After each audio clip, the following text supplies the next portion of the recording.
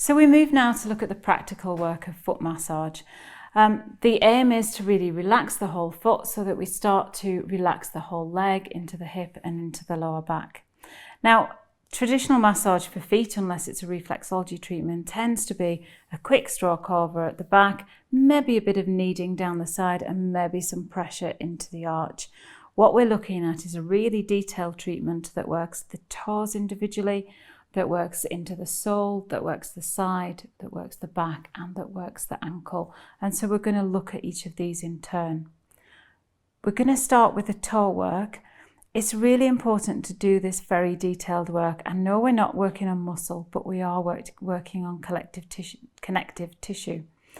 It doesn't matter if you start at the little toe and work your way across to the big toe, or start at the big toe and work your way across to the little toe. You can dot around between toes if you want to. I just tend to work fairly logically from one side or the other. It varies client by client, day by day, which direction I go in. It really doesn't matter so long as you cover them all. Now, obviously, the toes are quite small to be working on, but that doesn't mean we should neglect them.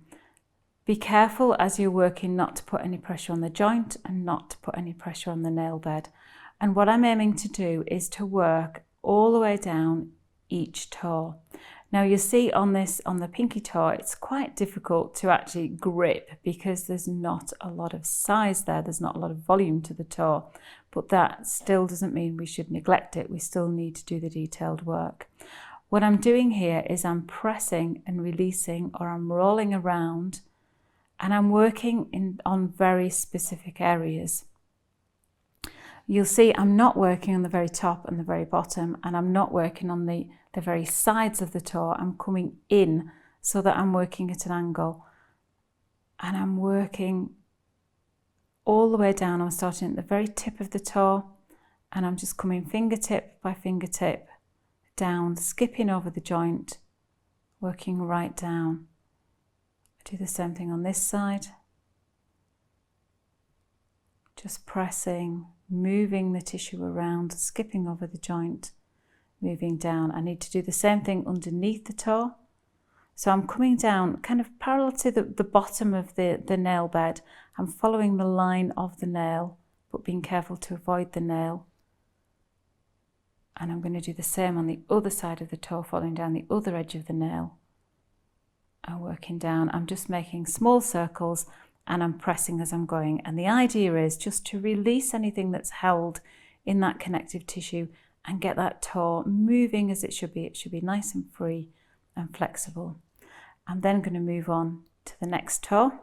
Again, I can start right at the tip. You can even use your knuckle to go right into the very tip. I'm working down those lines. Remember, there's 2 at the top and 2 underneath. I'm pressing, I'm releasing, I'm kneading, I'm just moving the tissue around. All the time I'm working to the client's depth. So I would be checking in an actual massage, I would be checking all the time how the depth was for my client. For some clients, this will be incredibly painful. You can just literally touch a toe.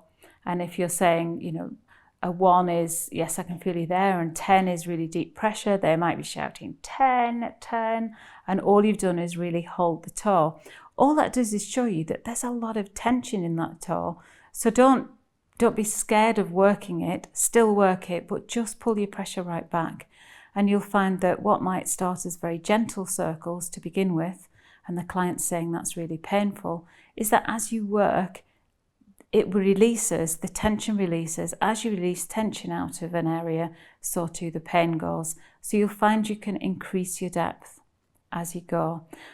The aim is to make sure we're working the area properly. So we do need to apply some pressure, but obviously we don't want it to be counterproductive and the client's then hunching their shoulders because it's hurting too much. You can see this work on the toes does start to move into work on the sole, but we'll cover it under this section because as we're working on the toes, we're also moving the muscle and all the tissue just underneath the toes. So you can see what starts out as quite a connected toe to sole starts to stretch out, and it just starts to free up and be more relaxed.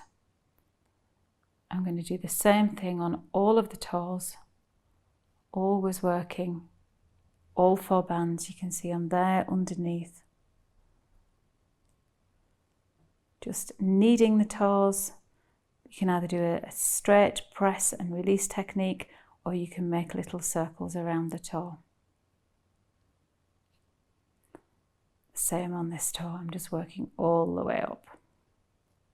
And you need to repeat that for all of the toes. After we've done the detailed work on all of the toes, we move to the big toe. Now this you can get more grip onto. You can actually apply more pressure. If somebody's got really hard feet, perhaps they're in safety shoes all day long, or in flip-flops all day long, sometimes that can give hard skin. If their skin is quite hard to get to, that's where you can use your massage tools. I've got 2 here that I may use. I've got a traditional tie stick, which I can roll along the toe. I can roll along that line that we're working on. Being careful to avoid the joint, skip over the joint and move up. But that can be a real hand saver for you as a practitioner as well, because this work is taxing for your hands. It will take a little bit of getting used to, because it is very, very detailed. So if you find your hands are tiring, don't worry, you can use one of your massage tools. You'll no doubt have your own preference ones. The other one I use is a very tiny, thinner stick. I've got to be careful here not to dig the point in.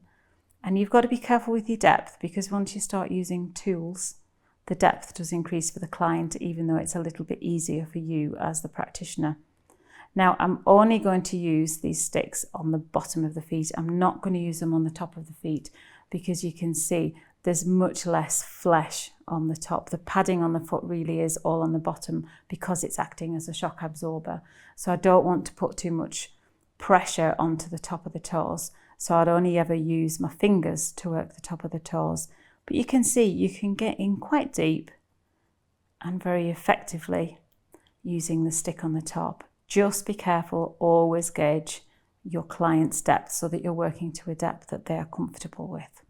Now, having done that work on the toes, we can then move on to the sole of the foot. If somebody is really ticklish, just work through a towel. You'll find sometimes direct skin-to-skin contact will cause somebody to react and to jump. So just that working through a towel will take that ticklishness away. Also, if you're stroking too lightly, it's more likely to be ticklish. We're actually going to be doing some fairly deep work onto the feet, so it's less likely to be ticklish. But just bear in mind for each individual client. Now you can see here, I've taken the foot and I've put my hand underneath it.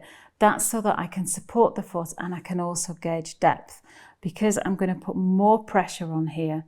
What I don't want to be doing is to be bending the foot into a natural position or putting too much pressure on. So having my hand underneath gives me a bit more of a gauge. So we've worked the toes, but then you'll find this is quite hard skin to work on sometimes. It can be quite a strong area. Remember, the skin on the sole of the feet is one of the thickest areas where the skin will be on the whole body.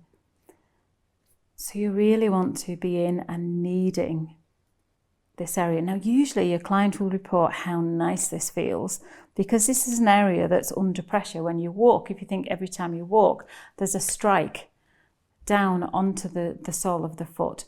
So actually giving it some TLC, giving it a bit of attention in massage is really appreciated. Now you can see here, my fingers are in between the bones of the foot, and I'm kneading across and then coming out and working in between all of the toes. Now you can use your thumb, you can, if you need to, use your elbow. If somebody's got really thick skin, you can use your elbow in here, but do it more gently than you would do with your thumb. Obviously you've got a lot more power in your elbow than you will in your thumb, but you can find you'd be able to just move down, still follow the gap between the bones so that you're really getting in there. You'll often feel a crunchiness here. That's nothing to worry about. It tends to be a bit of a build-up of lactic acid, or it can be various other things within the foot. but you want to get that moving. As you move the way up the foot, move your way up the foot into the arch, you need to back off with your pressure. So I'm not going to use my elbow into the arch of the foot, but I could use a loose fist. Being careful to protect yourself. You're not going into a tight fist where you're going to put pressure through your own body. And again, I'm just kneading this whole area. Now, if somebody has a problem with the arches of the foot, just be more gentle here. We're going to come right up the outside of the sole of the foot as well and into the heel. Now, we're going to discuss shortly what to do if somebody has plantar fasciitis, but we will come back to that. This area here can be very tender for some people, so just use a bit of caution as you massage as to your depth. And you're working upwards, up the foot, because you're always working towards the heart. And you can go back and repeat that work as often as you need. It should feel really good for your client. It's often a neglected part in massage, and even we tend to look after, as we said, the skin on our hands more than we do the skin on our feet. So some people might have really dry skin, and then you'd want to apply a little bit more oil or lotion at this time. I tend to reserve using any lotion or oil for the top of the foot where the skin's a bit thinner. Now, while we're working on the sole of the foot, it can be nice to give a really good stretch. Support the toes back with your own hand, and then just applying a little bit of pressure, and you can see that stretch starting to come into the arch and into the sole of the foot, and that's going to do good all the way up through the calf. Don't overstretch it, release it, keep it there. Don't keep it there too long. You can just move it backwards and forwards. You can always move the little bolster, and you can put the client's feet, toes onto the table, and you can stretch that way too. It's just a really nice stretch, but then follow it up with a little bit more kneading into the sole. It just starts to get everything moving a little bit more, working a little bit deeper. We then come to the work on the side of the foot. Now, in practice, when you're in clinic, you might find that doing the work on the sole of the foot and the side of the foot naturally come together. For demonstration purposes, it's easier to separate them. What we want to be looking to do is to work all of the side of the foot right down from the base of the little toe down to the edge of the heel. And we're kneading this area. It's an area that is often under pressure if somebody rotates badly on their foot, then this gets extra pressure than it's really designed for. And so we want to be really just trying to free this up, get this moving. Again, you might hear some crunches as you work. Generally, clients don't find this painful. It's quite a nice feeling, because it's restoring movement to a place where there's meant to be movement, and it's just easing some of that pressure off that may have built up. I tend to use my thumbs for this. You can use the palm of your hand. You can, if your client's got very thick skin, you can use your stick again, and you can roll up the side. Again, just being careful if you're using the stick, particularly when you get to the more bony areas, that you're watching your depth and you're not putting too much pressure on. So then we come to massage the top of the foot. Now we need to be careful here because the skin is thinner on the top of the foot. So it can be good to use a little bit of lotion or oil. I'm just going to use a little bit of lotion here, and it's just to make sure that we don't actually drag the skin. I tend not to use oil and lotion on the rest of the toes because you'll slip off when you're doing that detailed toe work. Now here we're following up in between the bones. So you can feel Margaret's got really good differentiation between where the bone is and the gap in between the bone. So we're just working through there, and you can see it's fairly delicate work. I'm not putting a huge amount of pressure on. I'm just working my way all the way up from toe until I really lose that gap between. So here I can get my thumb right inside, and here just the structure of the foot starts to come together, so I'm coming off as I get to there. So again, I'm just working my way in between all of the bones here on the top of the foot. Just that little bit of oil or lotion helps give you a bit more movement across the skin. While you're working on the top of the foot, it can be nice to roll the whole of the foot as well. And that's using the flat of your hands either side, and you're just rolling the foot back together. It kind of extends and then pulls back on the foot. It can be, again, a nice feeling for the client. You're not pressing so hard so you feel as though you're compressing the toe joints, but you are just giving a nice roll to the foot and encouraging that movement. And you can always follow it back through with a bit more work on the sole. We then come to look at the ankle. What we're really looking for is a nice rotation around the ankle in both directions. You can sometimes feel a little bit of restriction. There's slight restriction here. So we're going to go around the ankle like this. I'm going to move my hand out the way just so that you can still see. Normally I would have my hand up here just to give stability to the foot. But for the purposes of the camera, I'm just moving aside a little and pressing all around the ankle joint. And it's just a press and then move the joint.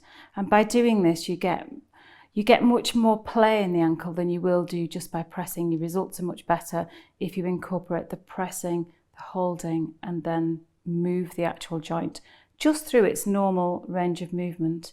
See, I'm coming all the way back around the ankle. I'll show you it this side easier. So we're above the heel, but we're coming all the way around the ankle. It's not a deep pressure, it's a light to moderate pressure. And move around. You can also apply the same pressure, but move the foot up and down. So we've done side to side and up and down. All the time you're just encouraging a wider range of movement, all just within the natural movement of the foot. And again, going back to those ankle rotations. Now again, some people's ankles might click as you do this. That's not usually something to worry about so long as it doesn't cause any pain. Many people, when they stand up, their ankle will click. So don't worry about that at all. I'm not putting any pressure on the ankle. I'm only moving within its natural range of movement. I'm not forcing anything. I'm not doing any assisted stretches here.